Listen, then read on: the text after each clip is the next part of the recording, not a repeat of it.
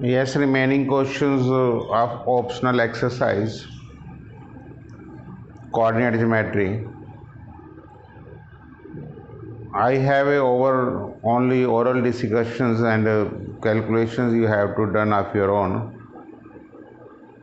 Question number 5. The class 10th students of a secondary school in Krishnanagar have been allotted a rectangular plot of land for their gardening activity. Saplings of gulmohar are planted on the boundary at a distance of 1 meter apart. Now the point is, although demarcations are not clear in your NCERT books, but let's have our own demarcations to understand the concept only. Suppose this is your plant number 1, this is 2, this is 3, 4, 5, 6, 7, 8 and 9. So this will be taken as origin. So this is 1.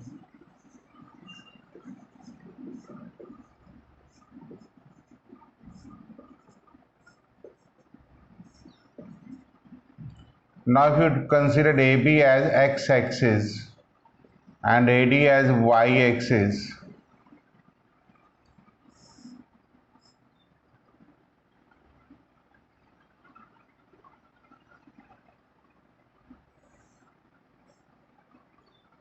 so this is 5, this may be called as, this point is 5, 5.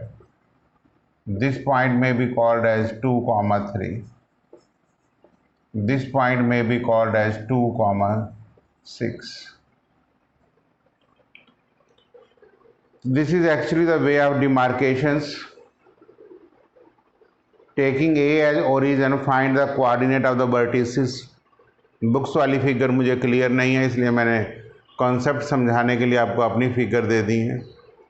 उन्होंने कहा सी को origin ले सकते हैं तो डिमार्केशंस ले लेना, ये पॉइंट चेंज हो जाएंगे, but area of the triangle will remain the same and you know how to find out the areas. ये आप सम अपने आप करेंगे। अभी मैंने ए एज ए ओरिजिन लिया, फिर अब सी एज ए ओरिजिन लेके करेंगे।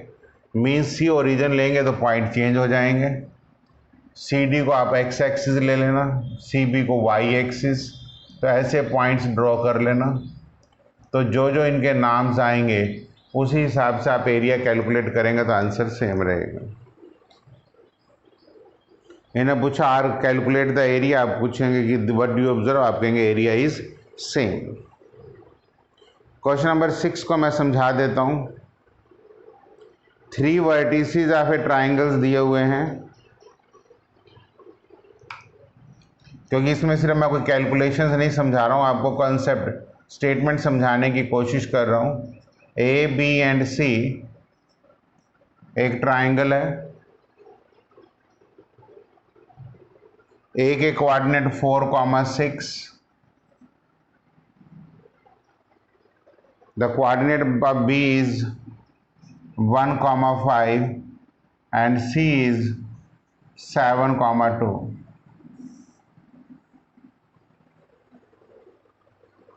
A line is drawn intersect AB and AC at D and E such that AD upon AB is equal to AE upon AC is 1:4. Point clear है, ये part 1 है तो ये 3 होगा, ये 1 है तो ये 3 होगा। तो बाय सेक्शंस फार्मूला आप डी के कोऑर्डिनेट निकाल सकते हैं। 3 को उधर मल्टीप्लाई करेंगे 12 प्लस 1/4, 18 प्लस 5 डिवाइडेड बाय 4, ये डी के कोऑर्डिनेट आ जाएंगे। That is 13/4 and 23/4। सिमिलरली ई के कोऑर्डिनेट्स ये 3 आएगा, क्योंकि दोनों का सम जो है नीचे 4 है, A D upon A B है। तो this is 7 + 12 by 4, 2 + 18 divided by 4।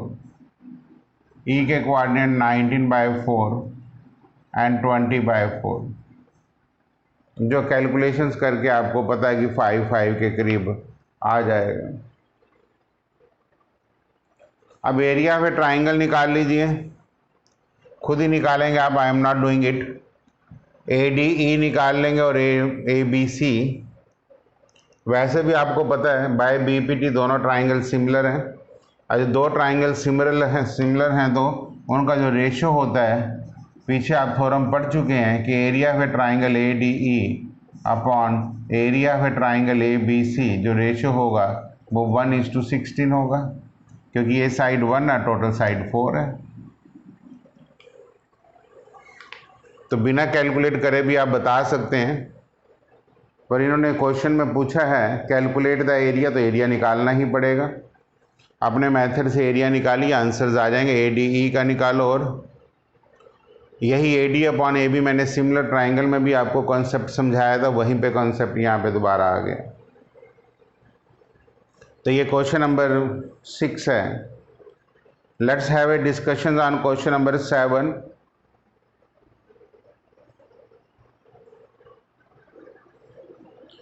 Question number 7 में छोटी छोटी बातें दे रखी हैं।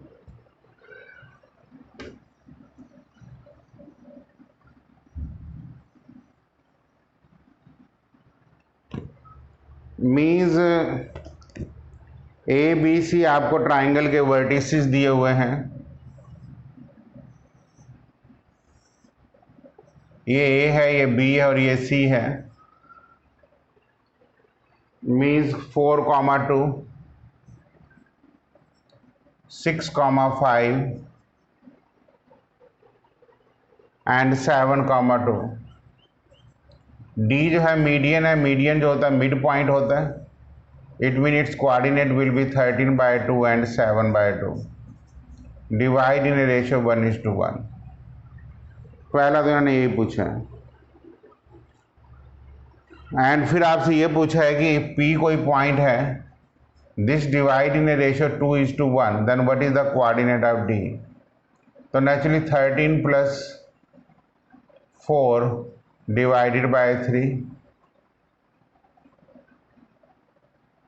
जब 2 से इसको मल्टीप्लाइड करेंगे और उसको 4 से करेंगे, जब इसको 2 से मल्टीप्लाई करेंगे तो ये 7 आ जाएगा, प्लस इसको करेंगे तो 2।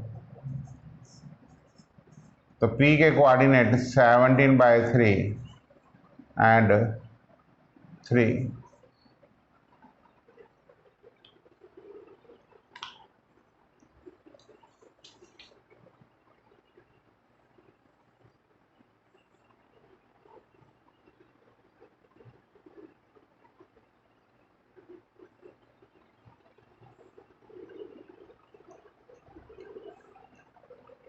मैंने कोई कोऑर्डिनेट गलत लिख लिया है। This coordinate is 1,4।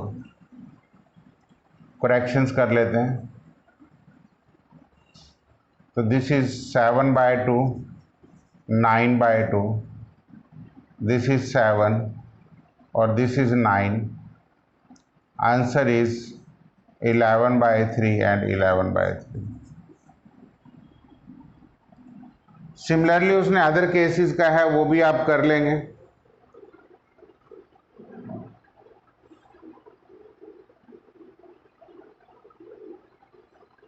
अब यहां से एक बात यह आती है, the point of intersections of all the medians is called centroid of a triangle, and centroid divide the median in the ratio 2:1। तो फ्रॉम हेयर आप सेंट्रॉइड के कोऑर्डिनेट भी निकाल सकते हैं, ध्यान से देखिए। और जो P के कोऑर्डिनेट मैं यहाँ पे x1 y1 ले लूँ, Q के कोऑर्डिनेट x2, y2, R के coordinate x3, y3। If this S is the median, midpoint, so x2 plus x3 by 2 and y2 plus y3 by 2, join this. If G is the centroid, divide in a ratio 2:1, then the coordinate of G will be x1 plus x2 plus x3 by 3 and y1 plus y2 plus y3 divided by 3. So this is the coordinate of centroid of a triangle.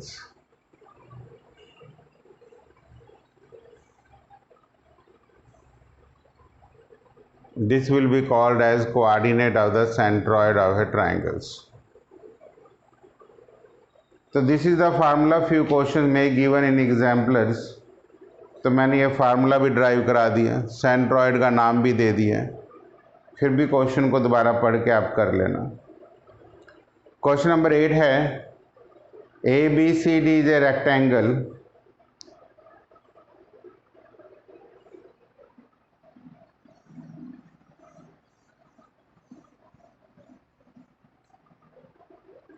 ABCD is a rectangle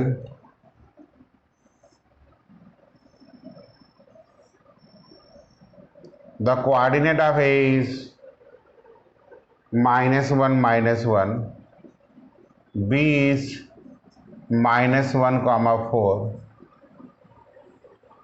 C is 5, 4 and D is 5, -1. P, Q, R and S are its midpoints. आपने ये बताना जो ये quadrilateral बनेगी P, Q, R and S, ये क्या बनेगी?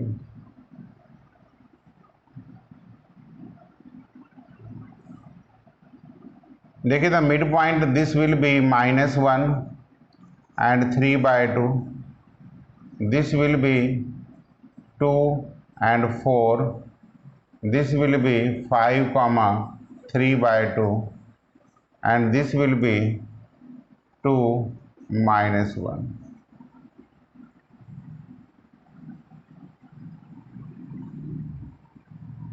Distance formula apply कर लो। What is P Q? Opposite sign है तो ऐड करेंगे 9, सेम साइन है तो सब्ट्रैक्ट कर देंगे 8 - 3 5, 5 का मतलब 25/4, दैट इज √61 डिवाइडेड बाय 2। ऐसे ही क्यू आर निकाल लीजिए, सेम साइन है सब्ट्रैक्ट कर दो, सेम साइन है फिर दोबारा सब्ट्रैक्ट कर दो, दैट इज √61/2। ऐसे ही S R same 9 plus add कर लो तो 25/4 ही आ रहा है तो √61/2। ऐसे पी एस भी √61/2 आ जाएगा। It mean this is a rhombus because PR cannot be equal to PQ। ये करके देख लेना। तो इससे मैंने आपकी ऑप्शनल की चारों कवर्ड कर दी हैं। ऑप्शनल को ध्यान से पढ़ो। ये मैंने थोड़े से इनकम्प्लीट सॉल्यूशंस दिए हैं, मेक इट कंप्लीट। सिर्फ क्वेश्चन को समझाने की कोशिश की गई है। टोटल 8 क्वेश्चंस हैं कि कौन सी आपकी साइड स्क्वायर है, कैसे करना है, this is all depend on you.